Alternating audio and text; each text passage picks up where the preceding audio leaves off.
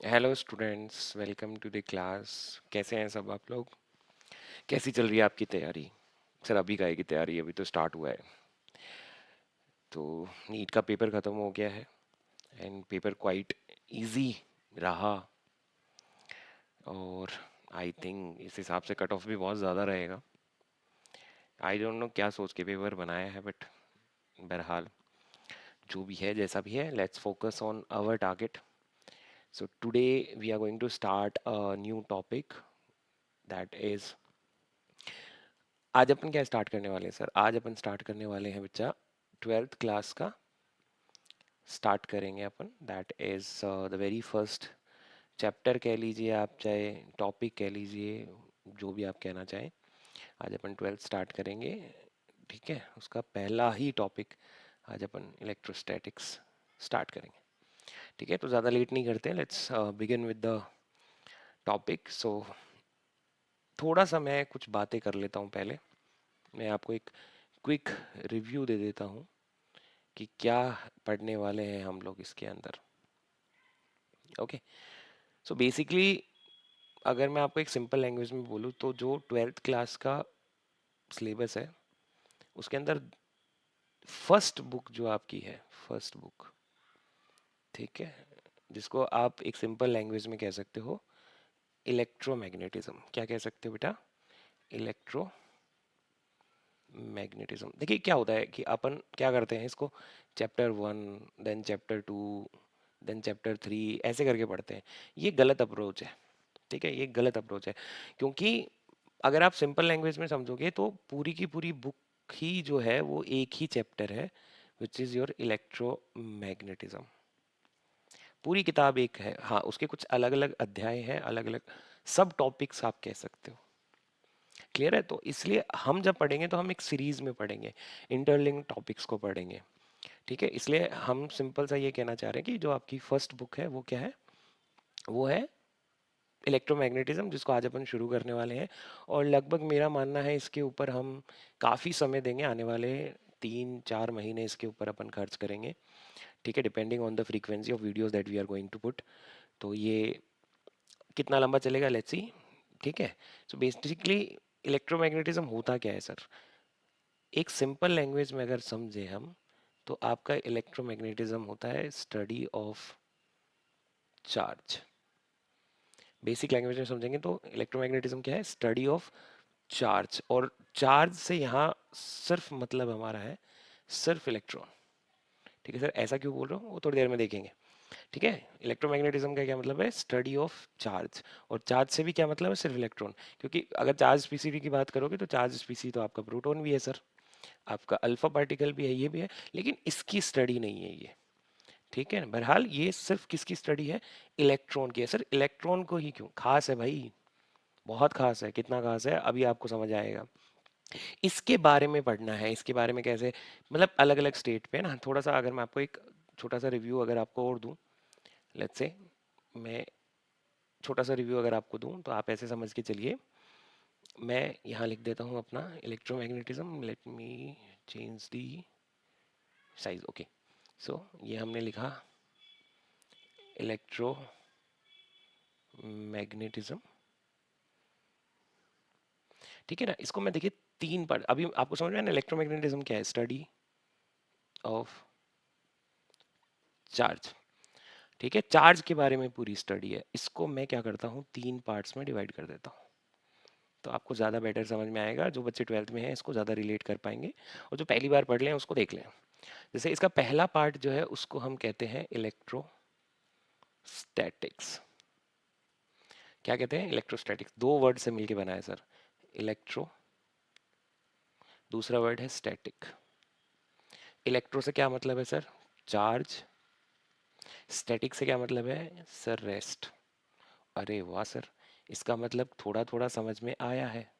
क्या समझ में आया है? कि इलेक्ट्रोस्टैटिक्स में हम क्या पढ़ेंगे? हम पढ़ेंगे study of charge and its properties at charge at rest condition. Electrostatic में हम कब पढ़ेंगे? जब चार्ज का वेलोसिटी आप कितना ले रहे हो बेटा? जीरो ले रहे हो। मतलब ये चार्ज रखा हुआ है, ये क्या करेगा, क्या होगा इसके साथ, फलाना दिकड़ा, पता नहीं क्या क्या। ठीक है, ये सारी चीज़ें हम डिस्कस करेंगे इलेक्ट्रोस्टैटिक फर्स्ट में। अगर मैं आपको बुक का रिव्यू दूं तो इसके अंदर आपका चैप्टर 1 आ जाता है और चैप्टर 2 आ जाता है, which is your electrostatic and electrostatic second, जिसको कुछ लोग पोटेंशियल और कैपेसिटर भी इंक्लूड कर सकते हैं।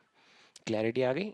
इसी तरीके से अगर मैं आपको कहूँ, इसका एक और हिस्सा है जिसको आप कहते हो मैग्नेटिज्म। अब ये मैग्नेटिज्म क्या है, देखिए अभी तक आप क्या कर रहे हो, चार्ज को चला नहीं रहे हो। अब क्या करेंगे हम, अब हम चार्ज को चलाएंगे। So charge now will move, so charge moving with constant speed. ठीक है, charge will move with constant speed. देखिए यहाँ पे मैंने वेलोसिटी नहीं लिखा है, इसका मतलब डायरेक्शंस को चेंज करेंगे अपन। ठीक है, बट हम उसकी स्पीड को कांस्टेंट रखेंगे, हालांकि उस स्पीड को ड्रिफ्ट वेलोसिटी कहते हैं, वो बात अलग है, वो डेटा अलग है। ठीक है, पर एक प्री एजम्पशन के लिए हम क्या कह सकते हैं कि यहाँ पर चार्ज को हम कांस्टेंट स्पीड से चलाएंगे बेटा। क्लियर है, बात समझ में आई? अब देखो इसको थोड़ा सा समझते हैं कैसे।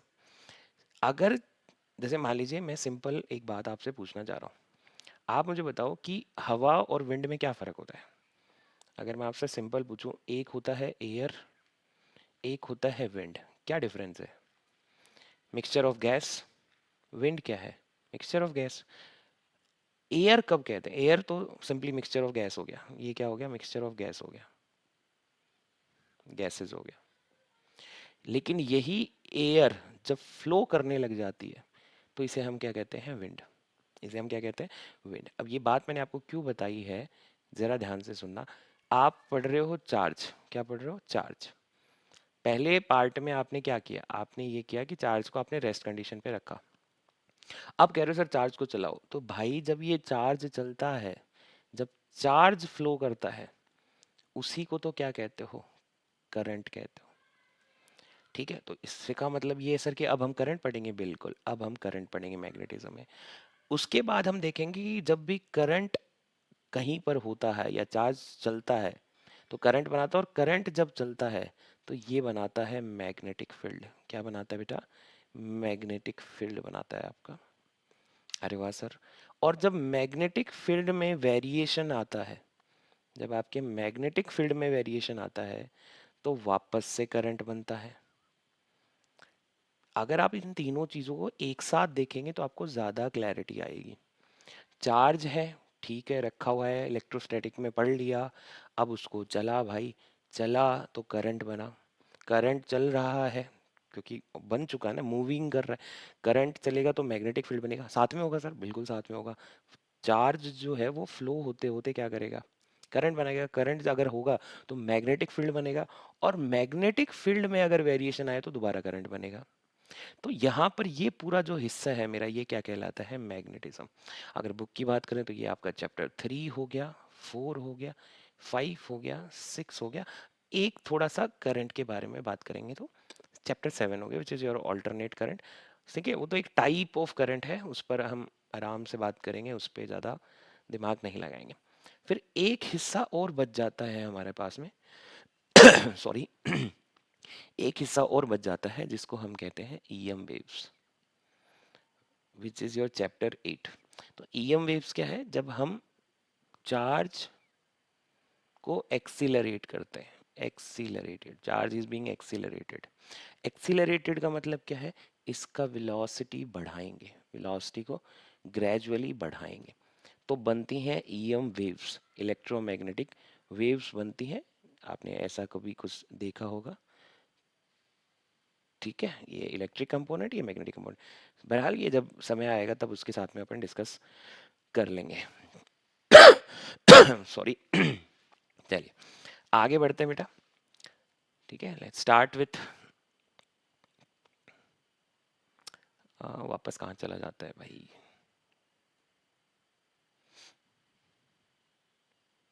Okay, let's begin with this.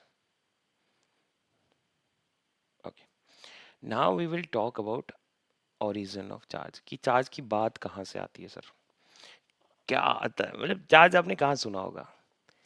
और एक सिंपल पैमाने में बात करूँ तो इलेक्ट्रॉन कहाँ सुना होगा, क्योंकि चार्ज से अपन क्या समझ रहे हैं इलेक्ट्रॉन।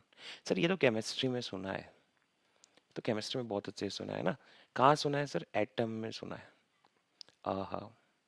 तो एग्जाम्पल ले लेते हैं, यहाँ पर मैंने आपको एक एग्जाम्पल दे रखा है सोडियम का। आपको पता है सोडियम Na1123, ये इसका एटॉमिक नंबर है विच इज Z। ये एटॉमिक मास नंबर है विच इज 23। अब सर किसी ने हमें ये तो समझाया था कि जितना Z होता है उतना ही नंबर ऑफ इलेक्ट्रॉन्स होते हैं, न्यूट्रल एटम है अगर तो उतने ही नंबर ऑफ प्रोटॉन होते हैं। बिल्कुल सही बात है।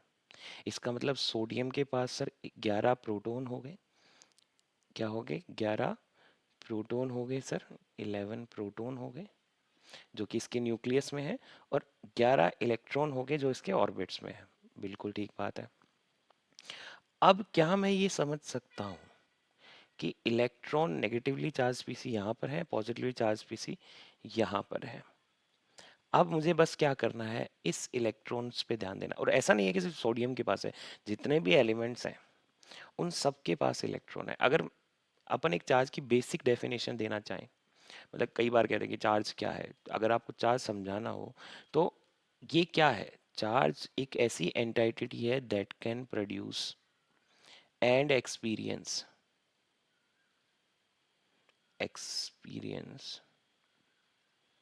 produce and experience effects of electric field and magnetic field। और अपन इसमें एक चीज और ऐड कर सकते हैं विच इज रेडिएशंस, जो अपन ईएम वेव्स की बात करते हैं। तो एक ऐसी एंटाइटी है जो प्रोड्यूस करती है और साथ साथ में एक्सपीरियंस भी करती है। क्योंकि देखिए बात आप समझ लीजिए, इलेक्ट्रॉन को आज तक किसी ने देखा नहीं है, हमने सिर्फ उसको उसके होने का एहसास किया है, हमने सिर्फ उसे महसूस किया है। इलेक्ट्रोमैग्नेटिज्म जो हिस्सा है फिजिक्स का, उसके हार्ड होने का रीजन ये भी होता है कि हम एक ऐसी चीज को पढ़ते हैं जिसे किसी ने देखा नहीं है। तो कंपैरेटिवली ये स्टडी बहुत हार्ड होती है, लेकिन इसको आसान करने का बड़ा अच्छा तरीका है। मेरे टीचर ने मुझे सिखाया था कि अगर आपने इलेक्ट्रोमैग्नेटिज्म को स्ट्रॉन्ग करना है तो कैसे स्ट्रॉन्ग कर सकते हो आप। बड़ा सिंपल सा है। सर कहते थे कि एक ऐसी चीज़ के बारे में पढ़ना जो आपने देखी नहीं हो, तो उसके लिए आपकी इमेजिनेशन बहुत अच्छी होनी चाहिए। तो अगर आप अच्छा इमेजिन कर पा रहे हो तो आप इस पोर्शन को बहुत आसानी से समझ पाओगे। इस पोर्शन को आप क्या कर पाओगे, बहुत आसानी से समझ पाओगे। ठीक है, क्योंकि बात समझिए, आप एक ऐसे माइन्यूट पार्टिकल की बात कर रहे हो जो दिखाई नहीं देता है। इसलिए अगर आपको समझना है तो बहुत ज़्यादा अच्छी इमेजिनेशन करनी पड़ेगी। जैसे आप समझ सकते हो कि इलेक्ट्रॉन को आप इमेजिन करके देखो कि एक एटम होता है, उस एटम के अंदर बीच में कहीं न्यूक्लियस है जिसमें प्रोटॉन्स हैं और उसके चारों तरफ इलेक्ट्रॉन ऑर्बिट में घूम रहे हैं, और यही इलेक्ट्रॉन मुझे चाहिए अपनी स्टडी के लिए। तो जो चार्ज है वो कहाँ से आया है, वो आया है एटम से आया है। कहाँ से आया है, एटम से आया है। ठीक है, बात समझते हैं। चलिए, चैप्टर को शुरू करने से पहले आई वुड लाइक कि अपन कुछ बेसिक बातों पे बात कर लें। ठीक है ना, हमारे लिए ज़्यादा इजी रहेगा अगर हम कुछ बेसिक बातें पहले ही कर लें, तो मेरे लिए आपको समझाना ज़्यादा आसान हो जाएगा। तो कुछ बेसिक बातें हैं जो आप नोट डाउन कर लीजिए। जैसे पहली बात आप समझ लीजिए, क्या है कि चार्ज को हम डिनोट करते हैं बेटा, डिनोटेड बाई क्यू। और छोटा चार्ज है तो छोटा क्यू। चार्ज को जब भी डिनोट करेंगे तो किससे करेंगे, कैपिटल क्यू से डिनोट करेंगे या स्मॉल क्यू से डिनोट करेंगे। उसके बाद सर, उसके बाद में देखिए, ये समझ लीजिए कि चार्ज जो है उसका यूनिट जो होता है वो कूलम्ब होता है। ठीक है ना, ये छोटा सी होना चाहिए, कूलम्ब होगा, या कैपिटल सी से आप डिनोट कर सकते हो। ये इसका एसआई यूनिट है। अगर आप इसका सीजीएस यूनिट देखेंगे वो आपका होता है स्टेट कूलम। ठीक है ना, छोटा यूनिट इसका क्या होता है, स्टेट कूलम। बात समझ में आ गई। उसके बाद में करते हैं, अगर नेचर ऑफ चार्ज की बात करें, कितने टाइप का चार्ज हमारे पास अवेलेबल है, तो हमारे पास में दो टाइप का चार्ज अवेलेबल है। एक हमारा पॉजिटिव चार्ज है, एक हमारा नेगेटिव चार्ज है। ठीक है, चार्ज किस तरीके का हो सकता है, पॉजिटिव हो सकता है, नेगेटिव हो सकता है। ह्यूमंस की तरह पॉजिटिव चार्ज है, जैसे आप मेल को पॉजिटिव कह सकते हो, फीमेल को नेगेटिव कह सकते हो। ऑर्थोडॉक्स हो जाएगा वैसे तो, क्योंकि वहाँ पे एक्सेप्शंस मिलते हैं। यहाँ भी है, आप कह सकते हो कि न्यूट्रल बॉडी है, लेकिन फिर वो चार्ज का टाइप नहीं रहेगा। ह्यूमन स्पीसीज में न्यूट्रल का मतलब भी अपन कह सकते हैं। बहरहाल उनकी अपनी एक आइडेंटिटी है which is good for everyone. ठीक है, नो नीड टू जज फॉर इट। ठीक है ना, लाइफ में ये चीज़ें भी, फिजिक्स ये भी बहुत कुछ सिखाता है कि वी डोंट हैव टू जज पीपल। खैर, ये कभी फिलॉसफी की क्लास में डिस्कस करेंगे। आगे बात करते हैं। तो ये बातें समझ में आ गई। एक यहीं पर आप इसका डायमेंशन फॉर्मूला भी लिख लीजिए। जो चार्ज है उसका डायमेंशन फॉर्मूला रहता है, your I is since q by t, so therefore q would be equals to I multiply by t. Therefore the dimension formula is a t, or a1 t1 would be the most appropriate answer that you can write. Okay, आगे देखिए। हमारे पास में same nature के अगर charge है, यानी positive positive कहीं पास में रखे हुए, तो भाई इनके अंदर होगी भयंकर दुश्मनी। ठीक है, और हम कह सकते हैं इनके बीच में होगा रिपल्सन।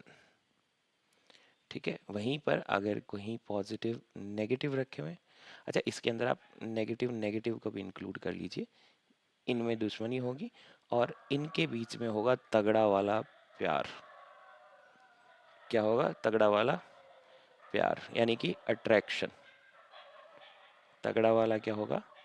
अट्रैक्शन, शानदार अट्रैक्शन होगा। ठीक है, ह्यूमंस की तरह इनमें भी एक्सेप्शन नहीं होते। अगर अपन उन नेचर्स को बात नहीं करते तो पॉजिटिव नेगेटिव एक दूसरे को अट्रैक्ट करेंगे, और नेगेटिव पॉजिटिव एक दूसरे को, सॉरी सेम नेचर के चार्ज क्या करेंगे? रिपेल करेंगे। ठीक, तो ये बात हमारी हो गई। और इसमें अपन क्या ऐड कर सकते हैं? एक छोटा सा कन्वर्जन और देख लो।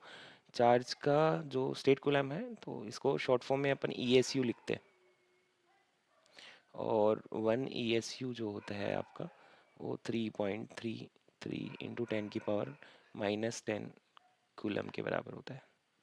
ठीक है, तो एक ये आपका कन्वर्जन आप ध्यान रखिएगा। क्लियर है? आगे बात करते हैं। आगे आपको पता होना चाहिए कि एक इलेक्ट्रॉन जो है आपके पास में, अगर आपके पास एक इलेक्ट्रॉन है तो उस पर चार्ज कितना होता है। आपको पता होना चाहिए कि उस पर चार्ज कितना होता है। तो अगर मैं बात करूँ QE की बात, तो चार्ज ऑफ वन इलेक्ट्रॉन होता है बेटा 1.6 माइनस का 10⁻⁻19 कूलम। क्लियर है? इसी तरीके से अगर मैं कहूँ कि एक प्रोटॉन है, तो उस पर चार्ज होता है आपका +1.6 इंटू 10⁻⁻19 कूलम। क्लियरिटी? इसी के साथ मास भी लिख लीजिए बेटा। मास ऑफ इलेक्ट्रॉन जो है हमारे पास में होता है 9.1 इंटू 10⁻31 kg। वहीं पर मास ऑफ प्रोटॉन जो होता है वो अपने पास में 1.6 इंटू 10⁻⁻27 kg के आसपास हम कंसिडर कर सकते हैं। तो ये बातें आपको पता होनी चाहिए बिफोर स्टार्टिंग दिस चैप्टर। एक बात और पता होनी चाहिए, बहुत ज़रूरी है। ठीक है ना, ये तो पता ही होनी चाहिए। क्या पता होनी चाहिए? कि 1 कूलम, चाहे आप पॉजिटिव बात कर रहे हो चाहे नेगेटिव, ये बहुत बड़ा चार्ज है। It is a very big charge. मैं ये क्यों कहता हूँ कि ये बहुत बड़ा चार्ज है, इसको थोड़ा सा एक बार समझिए। बच्चों को मैं कई बार पूछता हूँ कि भाई एक इलेक्ट्रॉन पर चार्ज कितना है, तो वो कहते हैं कि सर -1.6 इंटू 10⁻⁻19 कूलम। और उनको लगता है ये नंबर देख के कि ये बहुत बड़ा नंबर है। नहीं है भाई, ध्यान से समझिए। -1.6 10⁻⁻19 है। इसको लिख सकता हूँ मैं नीचे 10⁻⁻19। इसको लिख सकता हूँ 1.6 अपॉन 10 की पावर, अगर देखें तो 19 zero, and so on solve करिए। और अगर इसको सिल्व करता हूँ तो 0.00 नेगेटिव का, माइनस का 0.0000 and than zero, and than zero, than zero, than zero, than zero, than zero, और लगभग लगभग अगर बात करें तो 14 15 जीरो के बाद में 16। अगर आप ध्यान देखेंगे तो ये नंबर बहुत बड़ा नहीं है। इसका मतलब ये है कि इलेक्ट्रॉन का जो चार्ज है, अगर मैं उसे 1 कूलम्ब का हिस्सा मानूं तो 1 कूलम्ब का बहुत छोटा सा हिस्सा है। अगर फुटबॉल का ग्राउंड अगर 1 कूलम्ब चार्ज है तो इलेक्ट्रॉन का कंट्रीब्यूशन उसके सेंटर पे रखी हुई फुटबॉल है, इतना ही कंट्रीब्यूशन है। और या कहूँ उससे भी छोटा है, बहुत छोटा होता है। 1 कूलम्ब चार्ज बहुत बड़ा है in comparison of electronic charge, यानी कि ई का या पॉजिटिव प्रोटॉन का। तो एक बात तो ये समझ लीजिए कि 1 कूलम्ब चार्ज बहुत बड़ा चार्ज है, इलेक्ट्रॉन पे चार्ज बहुत कम होता है। ठीक है, एक बात ये भी समझ लीजिए, चलिए इसको मैं थोड़ा सा आगे आपको ज़्यादा क्लियर कर पाऊंगा। ठीक है ना, let's talk about this thing again. एक ये भी बहुत बड़ा कन्फ्यूजन है, ध्यान से समझना। अगर मैं कह दूं, कंसिडर करूं इलेक्ट्रॉन का चार्ज, तो वो है -1.6 इंटू 10⁻⁻19। और यहीं पर अगर मैं प्रोटॉन के चार्ज की बात करूं तो दैट इज +1.6 इंटू 10⁻⁻19। अगर इस वैल्यू को 1.6 इंटू 10⁻⁻19 को मैं x मान लूं, क्या मान लूं, x मान लूं, ठीक है, और तो ये भी वैल्यू x हो जाएगी। तो क्या मतलब है सर कि इलेक्ट्रॉन पे चार्ज -(x) है और प्रोटॉन पे चार्ज जो है वो +(x) है। इसका मतलब यह है कि कहीं पर अगर एक इलेक्ट्रॉन एक प्रोटॉन में रख दूं तो इसका मतलब उसका नेट चार्ज कितना हो जाएगा, -(x +)(x), which is zero, which is zero. इसका मतलब कोई चार्ज नहीं, इसका मतलब न्यूट्रल। इसका क्या मतलब हो गया बेटा, न्यूट्रल।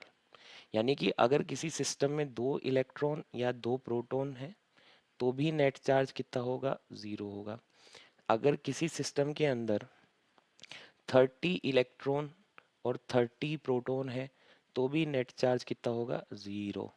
इससे क्या बात समझ में आई, इससे क्या बात समझ में आती है, इससे एक बात समझ में आती है कि अगर कोई बॉडी न्यूट्रल है, लेट्स से अगर कोई बॉडी न्यूट्रल है, तो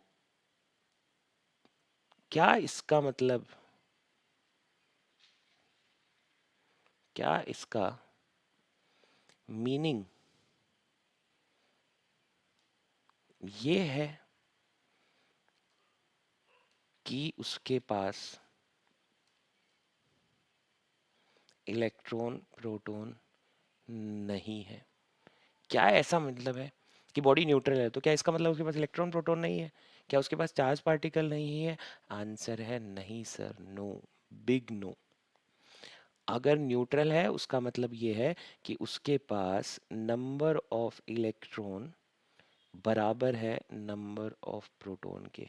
उसके पास चार्ज पार्टिकल्स हैं सर, लेकिन बराबर अमाउंट में है। न्यूट्रल होने का मतलब ये नहीं है कि उसके पास चार्ज नहीं है, उसके पास चार्ज पार्टिकल नहीं है भाई, लेकिन इक्वल अमाउंट में है। अब ध्यान से देख, अगर मैं कह दूं कि मेरे पास एक बॉक्स है, उसमें 10 इलेक्ट्रॉन है और 10 प्रोटॉन है, ठीक है सर, मान लिया आपकी बात। मैंने कहा एक काम कर बेटा, इसमें से एक इलेक्ट्रॉन बाहर निकाल ले। आपने कहा ओके सर, डन। तो अब बता इसके पास में कितने इलेक्ट्रॉन है, आप कहोगे सर 9 इलेक्ट्रॉन है और 10 प्रोटॉन है, फेयर इनफ। अब सर इसका मतलब ये हो गया कि जो 9 इलेक्ट्रॉन्स आपके हैं उन्होंने 9 प्रोटॉन्स को तो क्या कर दिया, कैंसिल कर दिया, और इसके पास क्या बच गया, एक प्रोटॉन एक्स्ट्रा बच गया। भाई अगर आप इसको ऐड करके देखोगे तो यहाँ से क्या हो गया, 9 इलेक्ट्रॉन 9 प्रोटॉन को तो खत्म कर देंगे, एक प्रोटॉन बच गया। यानी कि सर इस बॉडी के ऊपर चार्ज हो जाएगा एक प्रोटॉन के बराबर। कितना चार्ज हो जाएगा, एक प्रोटॉन के बराबर, यानी कि +1.6 इंटू 10⁻⁻19 कूलम। Fair enough.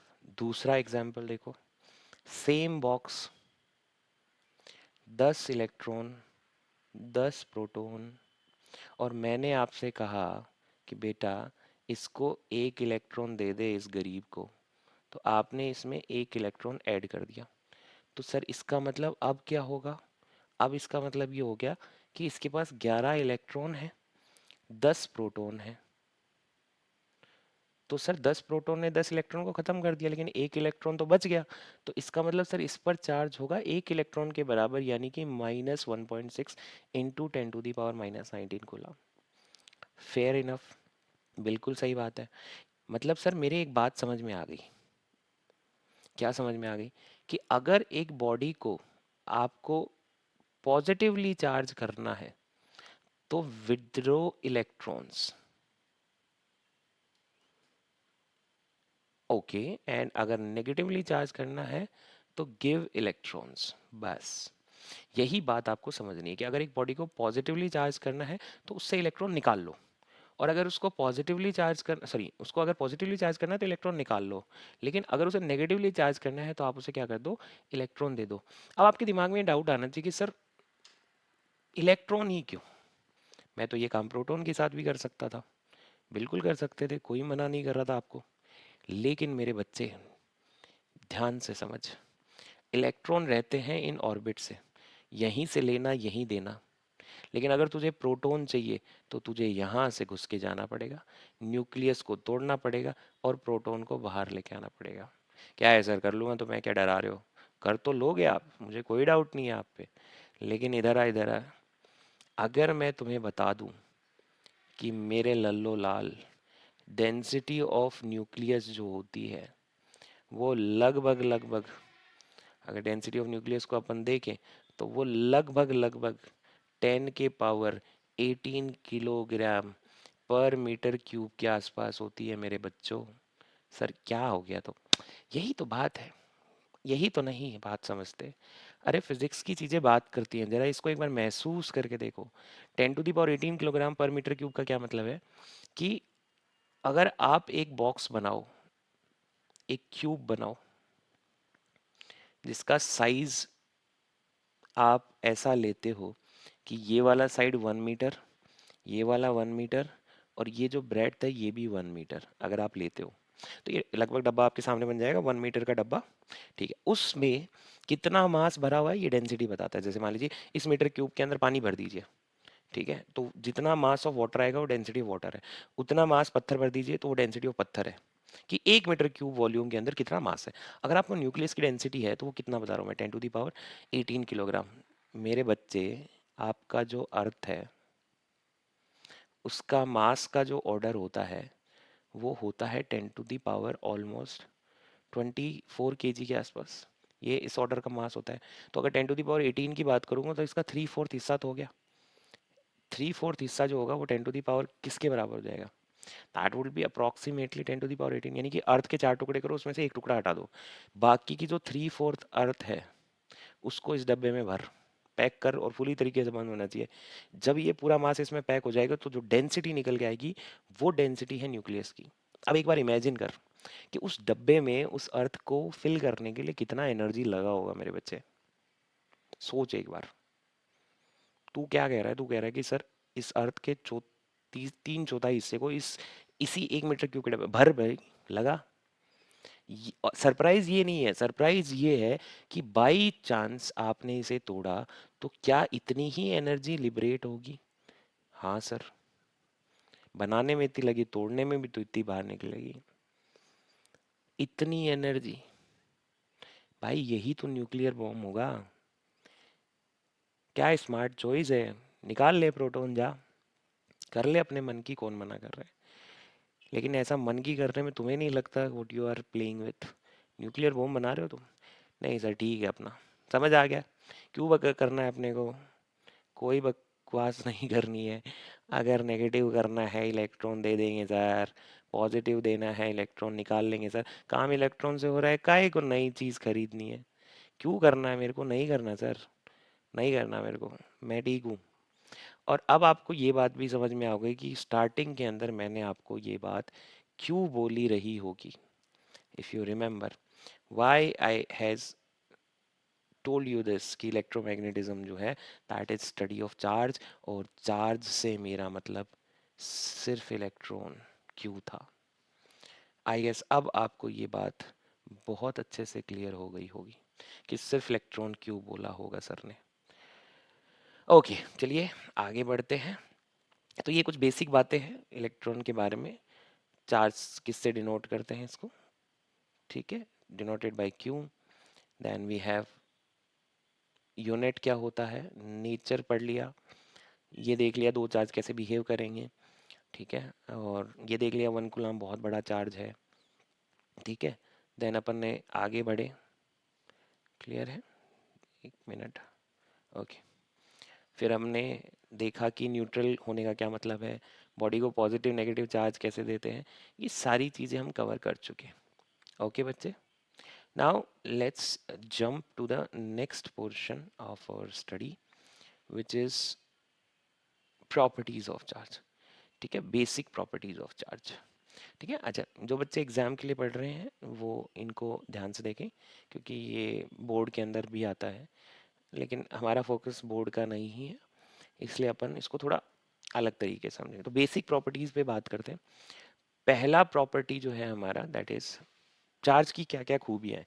पहली property is conservation of charge. क्या है सर ये कंजर्वेशन? वैसे तो साइंस के स्टूडेंट्स ने एक बढ़िया घपला किया हुआ है, जब भी कंजर्वेशन की बात चलती है तो एक लाइन लिख के काम चलाते हैं which is charge can neither be created nor be destroyed. पता नहीं किसने दी थी ये डेफिनेशन, ठीक है ना, इससे बढ़िया काम चलता है, लेकिन इसका इंटरप्रिटेशन नहीं आता, समझ नहीं आता। आप कंजर्वेशन ऑफ चार्ज को एक बार भूल जाओ, आप सिर्फ एक एग्जांपल लेते हैं और आप मुझे इसको थोड़ा सा समझा के बताओ। मैं एक बहुत छोटा सा एग्जांपल लेता हूँ। लेट्स से हमारे पास में एक यूनिवर्स है, आप मानो कि यही दुनिया है, सिर्फ ये मानो कि यही दुनिया है, इसके अलावा कोई दुनिया नहीं है, और इस दुनिया के अंदर 3 चार्ज पार्टिकल रहते हैं, ठीक है, मान लिया, बहुत अच्छी बात है। अब मैं मान लेता हूँ इन चार्ज बॉडीज के ऊपर जो चार्ज है वो इस पर +2 है कूलाम का फोर्स, इस पे -6 है, और लेट्स से इसके ऊपर -1 है, ये है। कुछ हुआ, कुछ समय के बाद इनके बीच में कुछ हुआ, और जब आपने वापस आके देखा तो आपने ये पाया कि उसी सिस्टम के अंदर, उसी यूनिवर्स के अंदर वही 3 बॉडीज आपके पास है, आपके पास वही 3 बॉडीज है, ठीक है, जहाँ थी मैं वहीं रख रहा हूँ उन्हें, और यहाँ पर मैंने जब देखा तो मेरा +2 वाला जो है वो -5 हो गया, -6 वाला लेट्स से +10 हो गया। तो कोई मुझे बताएगा कि इस पर चार्ज कितना होगा, इस बॉडी पर चार्ज कितना होगा? अगर आप नहीं इमेजिन कर पा रहे हो तो आप सिंपली और एग्जांपल भी ले सकते हो, ठीक है, लेकिन इसको ध्यान से समझिए। पहले चार्ज थे +2, क्या था आपका चार्ज? आपका चार्ज था +2, -6 -1, फिर कुछ हुआ, इस पर -5 आ गया, इस पर +10 आ गया, तो इस पर चार्ज कितना होगा ये सवाल है, ठीक है, इस पर चार्ज कितना होगा ये सवाल है। क्या हो गया, क्वेश्चन मार्क क्यों नहीं बन रहा? पूछ लेने दे भाई। क्लियर है? तो देखिए, अब आप एक बार समझो, ध्यान से समझना, एक बार इस सेकंड ट्रांजिशन को भूल जाओ और यहाँ देखो। अगर मैं शुरुआत में पूरे सिस्टम का चार्ज पूछूं आपसे, टोटल चार्ज, तो दैट विल कितना होगा? +2, then we have -6, then we have -1, so the net charge will be equals to -6 -1 that is -7, 2 -7 which is -5 of coulomb. यानी इस पूरे सिस्टम का जो चार्ज है वो -5 कूलम है। अब आप मेरे को बताइए कि कुछ हुआ, होने दो, अब इस पर टोटल चार्ज कितना होगा? अभी भी तो -5 ही होगा ना। ऐसा थोड़ी ना कि चार्ज ही अपने आप बना देगा या किसी चार्ज को खत्म कर देगा। यही तो पढ़ते हो, charge can neither be created nor be destroyed. हाँ सर ये बात तो ठीक है, तो अगर ये बात ठीक है तो भाई ठीक है ना, इसको x मान ले, और -5 +10 प्लस x जो है वो किसके बराबर होना चाहिए? -5 के। यस सर, यानी कि x जो है वो किसके बराबर होना चाहिए? x बराबर होना चाहिए -5 +5 -10। तो सर ये तो कट गया, आंसर आ गया x का -10। तो यानी कि सर x पर चार्ज कितना होगा, -10 होगा। अब आप देखो -10 + 10 कट गया, -5 बचा, पहले भी तो -5 था। और यही तो समझाना चाह रहा हूँ मैं कि चार्ज को नहीं बनाया जा सकता, ना ही तोड़ा जा सकता है। यानी कि सर पूरे सिस्टम का नेट चार्ज सेम रहेगा, बिल्कुल भाई। और यहीं से तो डेफिनेशन आती है कि चार्ज, या मैं बेटर लिखूँ तो total charge of an isolated system remains constant. और इसी को आप कंजर्व्ड भी लिख सकते हो भाई। इसी को आप क्या लिख सकते हो, कंजर्व्ड भी लिख सकते हो। तो चार्ज जो है वो मेरे पास में क्या हो गया, कांस्टेंट क्वांटिटी हो गई, कंजर्व्ड क्वांटिटी हो गई। आई होप सबको क्लियर हो गया होगा ये वाला। आगे बढ़ते हैं, लेट्स स्टार्ट। ओके, पहला क्वेश्चन आता है हमारे पास में यहाँ पर, करते हैं फटाफट से। सो क्वेश्चन रीड आउट करेंगे। An isolated system is contain 3 bodies. Again same चीज कि हमारे पास में 3 बॉडी हैं, एक आइसोलेटेड सिस्टम है, उसमें 3 बॉडी हैं।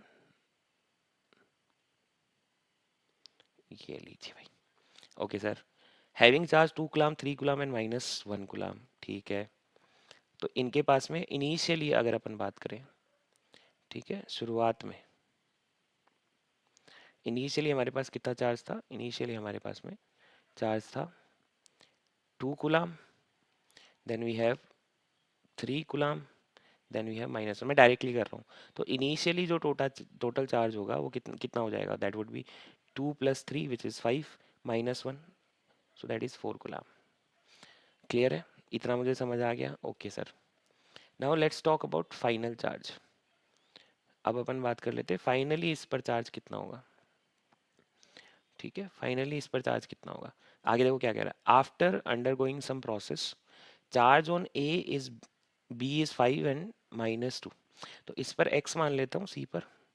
तो फाइनली मेरे पास में एक बॉडी पर चार्ज कितना हो गया, एक पे दे रखा है मेरे को 5, दूसरे पे दे रखा है -2, अगला मुझे नहीं पता, तो मैं मान लेता हूँ x। लेकिन सर इनका टोटल तो 5 4 ही होगा ना, बिल्कुल। तो x का वैल्यू कितना हो जाएगा, 5 - 2 that is 3 plus x equals to 4, x would be equals to 4 -3 which is -1। यानी कि जो थर्ड बॉडी है, सी बॉडी जो है, इस पर -1 कूलम चार्ज होगा। अब आप टोटल कर सकते हो, 2 + 3 विच इज 5, 5 - 1 विच इज 4। यहाँ भी कर सकते हो, 5 - 2 विच इज 3 एंड 3। ओके, क्या आ गया यार, something I, oh sorry, which is +1, 4 - 3 is +1। ठीक है, तो चेक करना सही रहता है। सो 5 पे -2 is 3 and then +1 we have 4।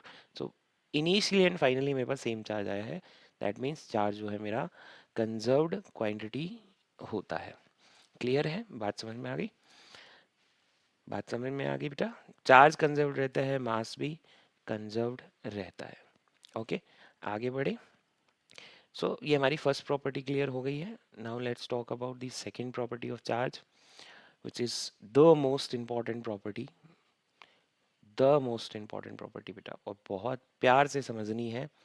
Quantization again very very important, बहुत इंपॉर्टेंट है क्वांटाइजेशन ऑफ चार्ज। कहते हैं कि चार्ज क्वांटाइज्ड रहता है। देखिए बेटा, क्वांटाइजेशन जो वर्ड है वो मिला है आपको एक वर्ड जिसको हम कहते हैं क्वांटा, और क्वांटा का मतलब होता है पैकेट। क्वांटा का क्या मतलब होता है, पैकेट। चलो मैं इसको आपको एक एग्जांपल से समझाता हूँ, ज़्यादा बेटर समझ पाएंगे। इमेजिनेशन करते हैं अपन। तो लेट्स से मेरे पास में दो बॉडी है। Let's say this is body A and this is body B. और शुरुआत में मैं दोनों ही बॉडीज को न्यूट्रल कह रहा हूँ। क्लियर है, इनिशियली दोनों न्यूट्रल है। ठीक है, क्या न्यूट्रल है इसका मतलब इनके पास में इलेक्ट्रॉन प्रोटॉन नहीं है, बिल्कुल है सर, लेकिन इक्वल अमाउंट में है। कैसे है, इक्वल अमाउंट में है। और अगर इक्वल अमाउंट में है, ठीक है, इसीलिए ये क्या है, न्यूट्रल है। अब एक काम करो, आप इसमें से 50 इलेक्ट्रॉन ट्रांसफर कर दो इसमें। आपने क्या कर दिया, 50 इलेक्ट्रॉन का ट्रांसफर कर दिया इस बॉडी से इस बॉडी में। तो मुझे बताओ कि अब ए पर कितना चार्ज है। देखिए अगर इसमें से इलेक्ट्रॉन गए हैं तो यहाँ पर क्या ज़्यादा हो गए, इस बॉडी में प्रोटॉन ज़्यादा हो गए, ए बॉडी के अंदर क्या हो गया, प्रोटॉन ज़्यादा हो गए क्योंकि इलेक्ट्रॉन कम हो गए। तो ये बॉडी पॉजिटिवली चार्ज होगी। कितनी पॉजिटिवली होगी, 50 इलेक्ट्रॉन्स के बराबर, या फिर हम कह सकते हैं 50 पॉजिटिव चार्ज के बराबर। चार्ज तो वॉइड कितना हुआ है, 50 प्रोटॉन ज़्यादा हुआ है क्योंकि दोनों का मैग्नीट्यूड सेम है तो ई ले सकते हो, लेकिन प्लस का होगा। सिमिलरली इस पर क्या हुआ है, 50 इलेक्ट्रॉन एक्स्ट्रा हो गए, तो क्यूबी की अगर मैं बात करूँ तो इस पर चार्ज होगा माइनस का 50 इलेक्ट्रॉनिक। ई का मैग्नीट्यूड फिक्स है भाई, ई का मैग्नीट्यूड फिक्स है, विच इज 1.6 इंटू 10⁻⁻19। चार्ज का वेरिएंस सबसे स्मॉलर पार्ट तो यही है, ये स्मॉलेस्ट अमाउंट है। सर इससे छोटा भी होता है कुछ, होता तो है लेकिन हम यहाँ नहीं पढ़ते उनको, ना ही स्टडी करते हैं ना। मतलब इलेक्ट्रॉन से छोटे फिर क्वार्क्स आ जाते हैं, ठीक है ना, क्या आ जाते हैं, क्वार्क्स आ जाते हैं ना। जैसे 3/2 ई होता है, अप क्वार्क डाउन क्वार्क आई 1/2 ई। लेकिन है ना, हेड्रॉन्स जिनसे बने हुए हैं, हेड्रॉन आपके मतलब प्रोटॉन और न्यूट्रॉन जिससे बने हुए हैं, लेकिन वो एक अलग स्टडी है, इसलिए उसको यहाँ कंसिडर नहीं करेंगे ना। इससे ज़्यादा हम ब्रेक डाउन पॉसिबल नहीं है, हम नहीं कर सकते। सबसे लोएस्ट जो है, स्मॉलेस्ट जो है, वो हमारे लिए कौन है, इलेक्ट्रॉन है। चलिए तो यहाँ पर स्टार्टिंग में न्यूट्रल थे, उसमें से मैंने 50 इलेक्ट्रॉन ए से बी में भेज दिया, मेरा काम डन हो गया।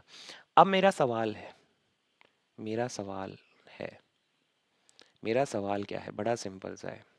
मैं आपसे जानना चाहता हूँ कि इस बॉडी ए पर फर्स्ट चार्ज कितना आया था, पहला चार्ज कितना आया था। सीधा 50 तो नहीं आ गया होगा, पहला चार्ज कितना आया था। दो अपना आंसर दिमाग में, पहले जीरो थे, उसके जस्ट बाद कौन सा चार्ज आया था, लेट मी थिंक। दोनों पहले जीरो है, 50 इलेक्ट्रॉन जाने हैं, तो शुरुआत में बाहर सबसे एक इलेक्ट्रॉन रहा होगा, वो निकला होगा ए से और वो गया होगा, यानी एक इलेक्ट्रॉन गया होगा। तो अगर एक इलेक्ट्रॉन गया होगा तो सर इस पर चार्ज आया था +1.6 इंटू 10⁻⁻19। करेक्ट है। वो इस पे गया होगा तो इस पर पहला चार्ज आया होगा -1.6 इंटू 10⁻⁻19। ये भी ठीक है। इसका मतलब सर दूसरा चार्ज आया होगा 2 इंटू 10⁻1.6 इंटू 10⁻⁻19। बिल्कुल ठीक है। तो सर इस पर आएगा 2 इंटू -1.6। बिल्कुल ठीक है। सर इसका मतलब तीसरा जो चार्ज है वो आया होगा 3 इंटू 1.6 इंटू 10⁻⁻19। इस पर आया होगा सर 3 इंटू -1.6 इंटू 10⁻⁻19। अरे वाह सर। अगला 4 सर, 5 एंड सो ऑन। इसका मतलब सर ये है कि एक इलेक्ट्रॉन, फिर दो, फिर तीन, फिर चार, फिर पाँच, पॉसिबल है सर। लेकिन क्या ये हो सकता है एक गया, दो गया, ढाई, आधा हिस्सा और भेज दिया इलेक्ट्रॉन का, यानी आधा इलेक्ट्रॉनिक चार्ज और भी? नहीं हो सकता ना भाई। चार्ज क्या होगा, चार्ज हमेशा इसकी ही फॉर्म में ट्रेवल करेगा। सबसे कम पॉसिबल ये है या इसका एन मल्टीपल होगा, और यही तो कहलाता है quantization of charge. Quantization of charge क्या कहता है, what it says, let me write this for you. What it says that charge, okay, this color is not good. Let's go with green, use नहीं हुआ है. So what is quantization of charge? It says that charge on any body, अगर किसी पे body पे भी charge है, is always an integral, integral का मतलब integer, multiple, multiple of +-1.6 into 10⁻⁻19 गुलाम। इसका मल्टीपल होगा, यानी कि अगर कोई बॉडी पे चार्ज क्यू है तो वो हमेशा एन मल्टीपल होगा इलेक्ट्रॉनिक चार्ज का, यानी 1.6।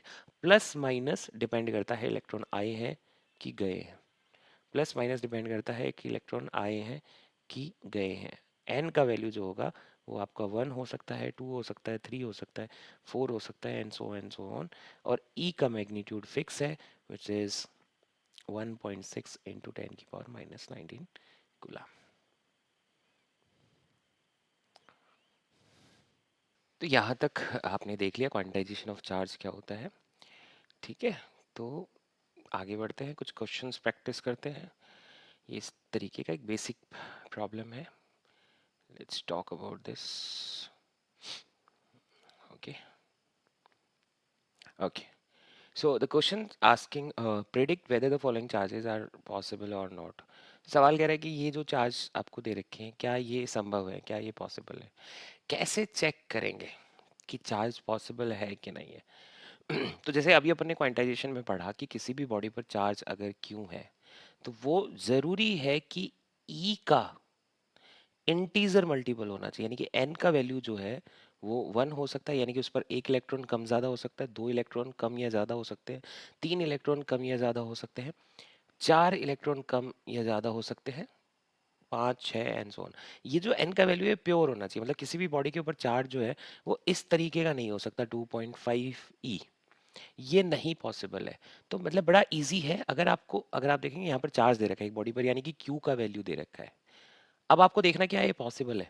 बड़ा आसान है इसको देखने का तरीका, क्या करेंगे, एन का वैल्यू फाइंड कर लेंगे सर। एन का वैल्यू इंटीजर आता है तो ठीक है, नहीं आता तो इसका मतलब ये चार्ज पॉसिबल नहीं है, क्योंकि फिर आपने क्या किया है, आपने फिर उसके ब्रेक डाउन करके टुकड़े करके आपने उसको चार्ज ट्रांसफर किया, जो कि पॉसिबल नहीं है। फॉर एग्जाम्पल अगर मैं फर्स्ट की बात करता हूँ, आपको क्यू का जो वैल्यू है वो आपको दे रखा है 3.2 into 10⁻⁻20 coulomb. So this is the Q value. Let's see इस चार्ज को होने के लिए कितना चार्ज, मतलब कितने इलेक्ट्रॉन का ट्रांसफर करना पड़ा, क्योंकि पॉजिटिव चार्ज है इसका मतलब इलेक्ट्रॉन निकाले गए हैं। कितने निकाले गए हैं, let's find out. So since n would be equals to q by e, भाई अगर मैं कहता हूँ क्यू एन ई है तो एन कितना होगा, क्यू बाई ई होगा। तो एन का वैल्यू किया, क्यू कितना दे रखा है 3.2 इंटू 10⁻⁻20 अपॉन ई का वैल्यू 1.6 इंटू 10⁻⁻19। ठीक है, -19 से 20 काटा तो यहाँ पर बच गया मेरे पास में -1। कितना बच गया, -1 बच गया। यहाँ से इसको काटा, पॉइंट से पॉइंट कट, ये आ गया 2। तो मेरे पास में n का जो वैल्यू आया वो कितना आ गया, वो हमारे पास में आ गया 2 इंटू 10⁻⁻1। और 10⁻⁻, इसका मतलब ये है क्या, ये 0.2 ही तो है। ध्यान से देखिए कैसे, 2/10 लिख सकते हो आप, नीचे ले आओगे तो ये 0.2 हो गया। यानी कितने इलेक्ट्रॉन ट्रांसफर करने पड़े, 0.2। लेकिन सर अभी तो आपने कहा था एन का वैल्यू इंटीजर होना चाहिए, बिल्कुल होना चाहिए, 0.2 इलेक्ट्रॉन ट्रांसफर किए ही नहीं जा सकते। इसका मतलब ये चार्ज पॉसिबल नहीं है, इट्स नॉट पॉसिबल। चलिए आगे देखते हैं नेक्स्ट वाला। सेकेंड में हमारे पास में क्यू का वैल्यू कितना है, क्यू का वैल्यू हमारे पास में है 0.64 इंटू 10⁻⁻15 गुलाम। सर इसके लिए n निकाल लेता हूँ, क्यू बाई ई, क्यू कितना है 0.64 इंटू 10⁻⁻15 अपॉन 1.6 इंटू 10⁻⁻19। 10 की पावर सॉल्व करी तो यहाँ पर बच गया मेरे पास में प्लस का 4। और अगर 1.6 को 16 से काटेंगे 0.64 से काटेंगे तो ये मेरे पास में हो जाएगा approximately, let's say how much, अगर ये 6.4 होता तो ये 4 टाइम जाता, तो ये अपने पास में 0.4 आ गया। And 0.4 multiply by 10⁻⁴ which is equals to एक 4000 electron. Now 4000 is a pretty good number, is an integer, it's possible. तो yes, of course this is so very possible. ठीक है, तो जब भी आपके पास में इस तरीके का सवाल बनता है तो आपने क्या करना है, आपने n का वैल्यू फाइंड करेंगे। n का वैल्यू इंटीजर होना चाहिए बस। अगर है तो ये चार्ज पॉसिबल है, अगर नहीं है तो नहीं है। कुछ और एग्जांपल आप अपने लिए लिख सकते हो। अगर क्यू का वैल्यू 1 माइक्रोकूलम है, क्या ये पॉसिबल है, आप क्यू का वैल्यू आप निकाल के देख लीजिए, क्या ये पॉसिबल है। 16 इंटू 10⁻⁻31 कूलम, क्या ये पॉसिबल है, आप निकाल के देख सकते हैं। 3.2 इंटू 10⁻⁻9, क्या ये पॉसिबल है, आप निकाल के देख सकते हैं कि 6 पिको कूलम। ठीक है, क्या ये पॉसिबल है। ठीक है, इसलिए आपको कन्वर्जन्स भी साथ साथ में याद रह जाएंगे। डेटा के लिए आप लिख सकते हो 1 microcoulomb is nothing but 10⁻⁻6 of coulomb, 1 pico coulomb is 10⁻⁻12 of coulomb. ठीक है, सिर्फ ये डेटा मैंने आपको ये जानकारी इसलिए बताई। चलिए आगे बढ़ते हैं। Let's talk about another question which is saying how many electrons compromise to make 1 coulomb of charge and what is specific charge। Okay, तो हमें बताना है कि 1 कूलम चार्ज देने के लिए कितने इलेक्ट्रॉन कॉम्प्रोमाइज़ करेंगे, ये आपको बताना है, इसका नंबर आपको बताना है। ठीक है, तो पहली बात तो आपको ये समझना होगा कि एक कूलम बहुत बड़ा चार्ज है, पहले ही हम डिस्कस कर चुके हैं। और अगर आपको एक कूलम बनाना है तो आपको बहुत सारे इलेक्ट्रॉन देने पड़ेंगे। सिमिलरली अगर आपको +1 बनाना है तो उतने नंबर ऑफ इलेक्ट्रॉन आपको विड्रॉल करने पड़ेंगे, और -1 बनाना है तो उतने नंबर ऑफ इलेक्ट्रॉन आपको देने पड़ेंगे। लेकिन कितने, तो आपको कह रहा है कि कितना चार्ज बनाना है, आप कह रहे हो कि सर 1 कूलम बनाना है, कह रहा है कि n बताइए कितना होगा, बता देते हैं। तो आपको पता है Q बराबर एन ई है सर, तो n जो है वो Q बाई ई के बराबर होगा। Q का वैल्यू जो है वो 1 दे दिया है, E का वैल्यू सर 1.6 इंटू 10⁻⁻19 है। इसको ऊपर लेके जाऊंगा तो ये 1/1.6 बच जाएगा, इधर बच जाएगा 10⁻+19। अगर इसको सॉल्व करूंगा तो ये 0.625 बनेगा, ये 10⁻19 बनेगा। चलिए इसको अच्छे में लिख देते हैं, तो 6.25 इंटू 10⁻19। इतने इलेक्ट्रॉन अगर आप एक साथ इकट्ठे करते हो तो वो एक कूलम चार्ज बनाते हैं, इतने नंबर ऑफ इलेक्ट्रॉन। आप ये देखिए, ये संख्या कम नहीं है। अगर आप इसको पूरी तरीके से सॉल्व करोगे तो 2 पॉइंट हटा दीजिए, ऑलमोस्ट अगर आपके देखेंगे तो 17 बच गए, तो इतना जीरो और लगा दीजिए, 17 लगाते रहिए। ठीक है, इतना अगर आप इलेक्ट्रॉन इकट्ठे करते हो तो तब जाकर कहीं आपके पास 1 कूलम चार्ज बनता है। इतना ही आपको निकालना पड़ेगा, इतना ही आपको देना पड़ेगा। चलिए, इसमें एक नई चीज़ और पूछ रखी है, स्पेसिफिक चार्ज क्या होता है, तो इसको थोड़ा सा देख लीजिए बेटा। Okay, let me change the color for you. So one is charge, ठीक है, and another is mass, and one is specific charge. ठीक है, ये दोनों समझ लीजिए। चार्ज Q से डिनोट होता है, किसी भी बॉडी पे चार्ज Q हो सकता है, उसी बॉडी का मास M हो सकता है। और एक और चीज़ होती है जैसे हम स्पेसिफिक चार्ज करते हैं, ये क्या है, ये उसी बॉडी के चार्ज का और मास का रेशियो होता है। सो अगर कोई पूछे आपसे व्हाट इज स्पेसिफिक चार्ज, तो स्पेसिफिक चार्ज जो है वो होता है ratio of charge by mass. ठीक है, बाय मास, यानी स्पेसिफिक चार्ज किसके बराबर हो गया, Q बाई एम के बराबर होगा। इसका यूनिट याद रखिएगा, कूलम पर केजी। बहुत प्यारी चीज़ है। जैसे मान लीजिए आप अपने होमवर्क के लिए एक इलेक्ट्रॉन का स्पेसिफिक चार्ज बताइए कितना होगा। ठीक है, क्योंकि मैंने आपको चार्ज इलेक्ट्रॉन और प्रोटॉन दे रखे हैं। प्रोटॉन का बताइए कितना होगा, अल्फा पार्टिकल का बताइए कितना होगा स्पेसिफिक चार्ज। कुछ नहीं करना, charge divided by mass, Q by M जो होता है वो क्या कहलाता है, स्पेसिफिक चार्ज। ओके बेटा, now let's talk about something very important. ठीक है, okay, let's talk about another thing. तो क्योंकि ये क्वेश्चन आ गए तो अब मेरे दिमाग में कुछ और बातें आ गई हैं जो मुझे लगता है मुझे ऐड करनी चाहिए। ओके, तो जैसे मान लीजिए अपने स्पेसिफिक चार्ज की बात आ गई। स्पेसिफिक चार्ज जो होता है वो क्या हो गया मेरे पास में, nothing but ratio of Q by M of a particle. एक बात हमेशा समझिए बेटा, चार्ज और मासेस ये बड़ी बेसिक चीज़ों में से अपने पास आती हैं जब फिजिक्स की बात करते हो। क्योंकि अगर कोई बॉडी है तो उसके पास में अगर उसकी इंट्रेंसिक प्रॉपर्टी की बात की जाए, अगर कोई बॉडी है उसकी इंट्रेंसिक प्रॉपर्टीज़ की अगर बात करी जाए, इंट्रेंसिक प्रॉपर्टीज़ की अगर बात की जाए, तो उसमें से दो चीज़ें बड़ी शानदार निकल के आती हैं, एक चार्ज और एक मास। ठीक है ना, ये उसकी क्या है, इंट्रेंसिक प्रॉपर्टीज़ है। दोनों की दोनों स्केलर है, दोनों की दोनों क्या है, स्केलर है। ये बात समझ लीजिए, दोनों की दोनों क्या है, आपकी स्केलर है।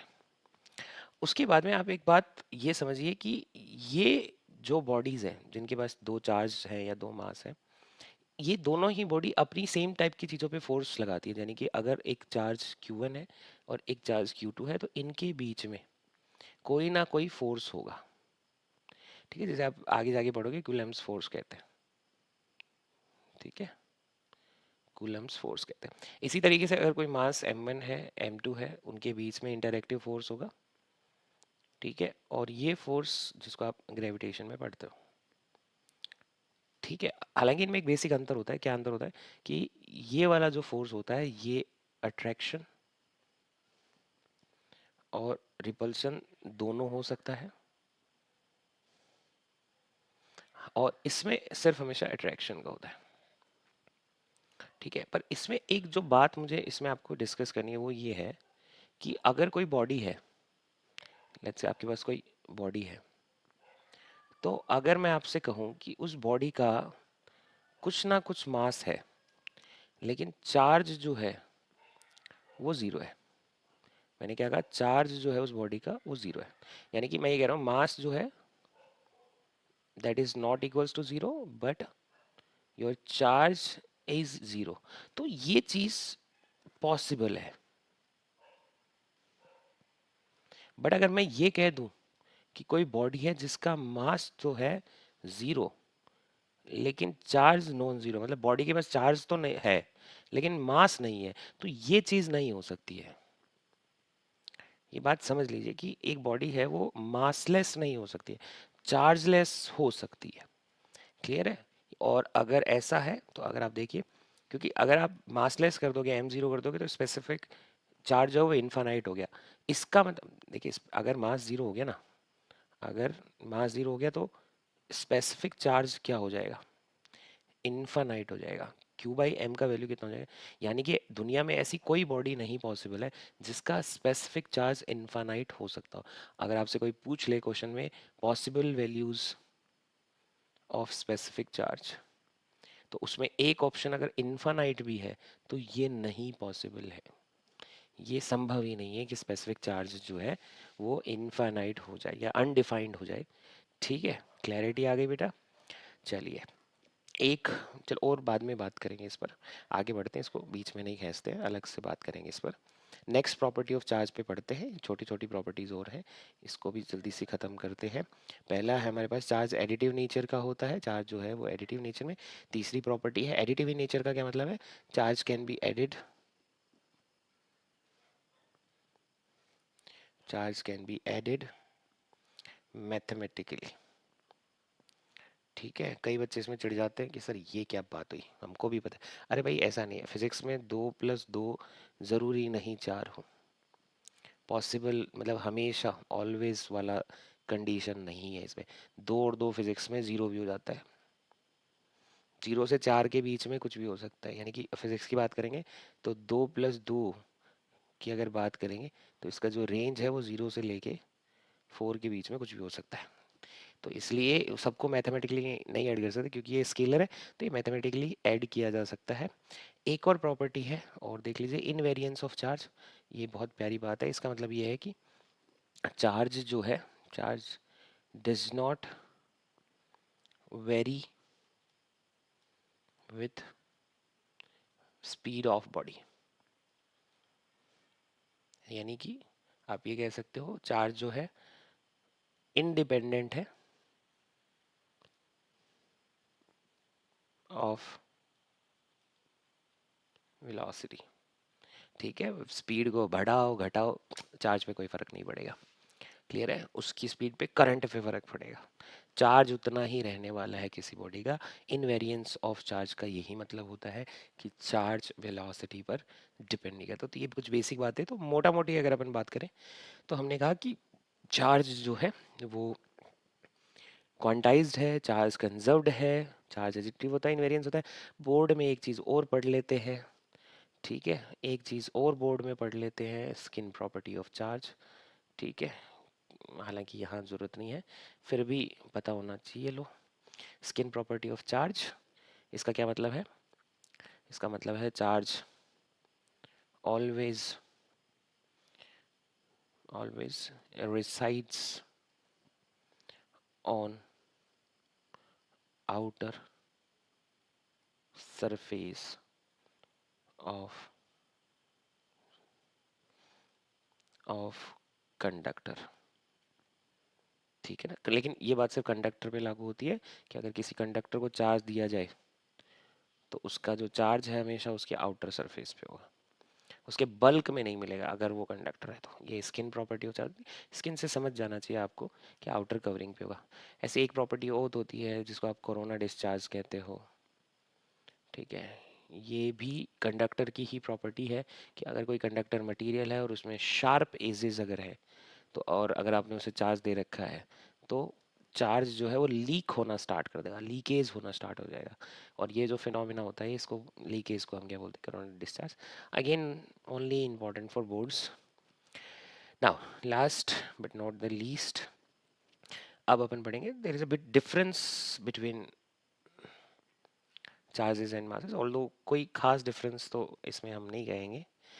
कुछ बातें हम ऑलरेडी कर चुके हैं कि चार्ज जो है ये ज़ीरो हो सकता है, यानी बॉडी न्यूट्रल हो सकती है। हालांकि ये मतलब ग्रामेटिकली तो ठीक है, बट फिजिक्स में वैसे इसका कोई वैल्यू नहीं है। बस कहने का मतलब ये है कि एक बॉडी बिना चार्ज की भी बॉडी हो सकती है, ठीक है ना, बॉडी हो सकती है, लेकिन मासलेस कोई चीज़ नहीं हो सकती है। मासलेस जो है वो नहीं पॉसिबल है, यानी मास जो है वो कैन नॉट बी ज़ीरो। दूसरा, एक चीज़ और पढ़ी हमने कि जो चार्ज होता है इसका जो वैल्यू होता है, चार्ज जो होता है इसका जो वैल्यू होता है ये नहीं डिपेंड करता, does not depends on velocity of body. मतलब अगर एक बॉडी रेस्ट पे है और उस पर चार्ज जो है वो 2 कूलम है, और अगर मान लीजिए एक बॉडी है जो कि 500 किलोमीटर प्रति घंटे की रफ्तार से भाग रही है, ठीक है, 500 किलोमीटर पर, तो भी उसका चार्ज 2 कूलम ही होगा भाई, ठीक है। मास के साथ ऐसा नहीं है, मास जो है, मास वेरीज विद वेलोसिटी। मतलब प्रैक्टिकली हम ऐसा कुछ ज़्यादा देख नहीं पाते, लेकिन ऐसा होता है। मास जो है वेलोसिटी डिपेंडेंट है।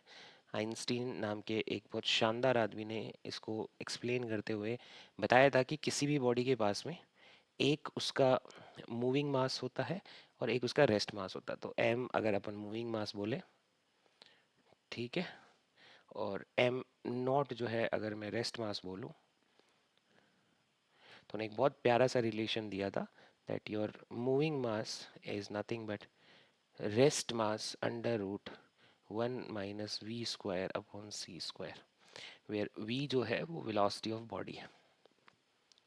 क्या है? वेलोसिटी ऑफ बॉडी है। और c जो है वो स्पीड ऑफ लाइट है, ठीक है। या स्पीड ऑफ बॉडी भी आप यहाँ ले सकते हो, स्पीड ऑफ लाइट, ठीक है। यानी कि अब देखो जैसे जैसे वेलोसिटी बढ़ेगी, मान लीजिए इसी चीज़ को थोड़ा सा एक्सप्लेन करोगे, अगर वेलोसिटी बढ़ाओगे तो इसका मतलब क्या हो गया, इसका मतलब v/c² का जो वैल्यू है, अगर वेलोसिटी बढ़ाओगे तो v/c² का वैल्यू जो है वो घटेगा, ठीक है ना। क्योंकि आप देखिए क्या कर रहे हो, आप ऊपर वाली क्वांटिटी को बढ़ा रहे हो। जैसे मान लीजिए एक एग्जांपल ले लेता हूँ, ये 1/2 है और ये 2/2 है और ये 4/2 है। तो आपने ऊपर वाले नंबर को बढ़ाया तो ये 0.5 हो गया, ये 1 हो गया और ये 2 हो गया। तो आप देखिए इस पूरे, सॉरी उल्टा बोल गया, ये वैल्यू बढ़ेगी, सॉरी, ठीक है। ओवरऑल जो वैल्यू वो बढ़ेगी, 0.5 हो गई, फिर 1 हो गई, ये 2 हो गई। तो अगर आप किसी बॉडी का वेलोसिटी बढ़ाओगे तो इसका वैल्यू बढ़ेगा, और ये वैल्यू अगर बढ़ेगा तो 1 - v² / c² जो है इसका वैल्यू ड्रॉप हो जाएगा, क्योंकि 1 से छोटा होता है। जैसे 1 - 0.5 है, 1 - 1 है, देन 1 - 2 है, तो नेगेटिव में वैल्यू जा रहा है और छोटा होता जा रहा है। अगर ये पूरा छोटा होगा तो मूविंग मास बढ़ जाएगा। क्लियर है? तो इसका मतलब ये बड़ा सिंपल सी बात है जो आपको समझनी है कि मास वेलोसिटी पर डिपेंड करता है। हालांकि प्रैक्टिकली अगर बात करोगे ना, आप प्रैक्टिकल बात करोगे तो प्रैक्टिकली वेलोसिटी जो होता है किसी भी बॉडी का वो बहुत छोटा होता है in comparison of speed of light. क्योंकि स्पीड ऑफ लाइट है वो है 3 × 10⁸ मीटर/सेकेंड, और सामान्य भाषा में बोलूँ तो 3 लाख किलोमीटर पर सेकेंड। एक गिनते ही 3 लाख किलोमीटर चली जाए, वो स्पीड अटेन करना मुश्किल है। इसलिए v²/c² का वैल्यू जो है वो कंपेरेबल टू ज़ीरो हो जाता है, क्योंकि c बहुत बड़ा है। तो अगर ये ज़ीरो हो जाता है तो 1 - 0 = 1, देयरफॉर इस कंडीशन के हिसाब से आपका m जो है वो नियरली इक्वल्स टू m0 आता है। इसलिए हमें ये महसूस नहीं होता है। ये तभी महसूस होगा जब अपन बहुत तेज़ स्पीड से चलेंगे। तो ये कुछ बेसिक बातें हैं और ऐसा कुछ मुझे बताना नहीं है। अगर अपन थोड़ा सा देख लेते हैं रिव्यू करके। तो आज हमने देखा electron, magnetism, part, origin of charge, basic बातें पढ़ी अपन ने, प्रॉपर्टीज ऑफ चार्ज पढ़ा, कंजर्वेशन पढ़ा, देन क्वांटाइजेशन पढ़ा। अच्छा, इसमें एक चीज़ आप ऐड कर सकते हो थोड़ा सा इसमें, सर जाने दो ना, अरे एक सुनते जाओ, एक छोटी सी बात सुनते जाओ। जब हम इलेक्ट्रॉन का ट्रांसफ़र करते हैं, यानी चार्ज का जब हम ट्रांसफ़र करते हैं, तो क्या मास भी ट्रांसफ़र होता है? Mass is also transferred. हालांकि ये इतने अमाउंट में नहीं होता है, ठीक है, इतने अमाउंट में नहीं होता है, लेकिन क्योंकि एक इलेक्ट्रॉन का मास कुछ ना कुछ तो है ही, तो एक तरफ से कुछ मास कम हुआ, एक तरफ बढ़ा है, इसका मतलब ट्रांसफ़र ऑफ मास होता है, ये भी ध्यान रखिए। और एज सच मुझे नहीं लगता कुछ है। Then we have already discussed everything. Thank you so much for this class. कल मिलते हैं, यानी कि नेक्स्ट टाइम मिलते हैं, तब तक के लिए ध्यान रखिए, खूब प्रैक्टिस कीजिए, and all the very best. Thank you.